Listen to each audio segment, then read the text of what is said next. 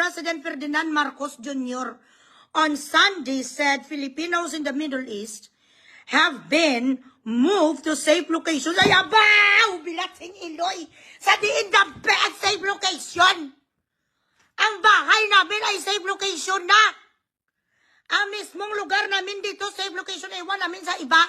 Doon sa Israel maraming putok. Pero dito, sa amin sa United Arab Emirates, hindi namin kailangan dito magchararat. Walang chararat dito. Butigon ka. Most of them staying in designated bomb shelter ay abaw. Bilating Iloy. Ang andi and dampe. Legit nga balita. O sige, ituro sa amin ang location. Saan ang longitude kag ang latitude? Nang sinasabi mo, diin nga bomb shelter. Kabutigon si mo Bilating Iloy.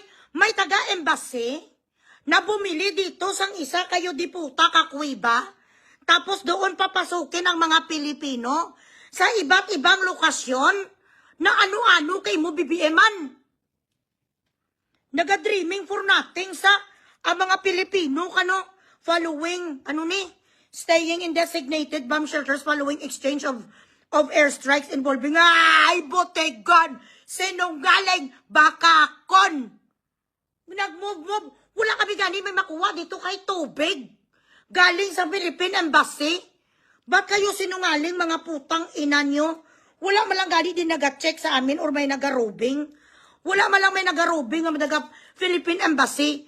Nagakwan sila, nag-announce o kunyari sa kanilang Facebook page. Andito kami ngayon sa ganitong lugar. Sino sa inyo dyan ang kailangan ng pagkain? Sabihin nyo kung nasaan ang mga address nyo, maghatid kami.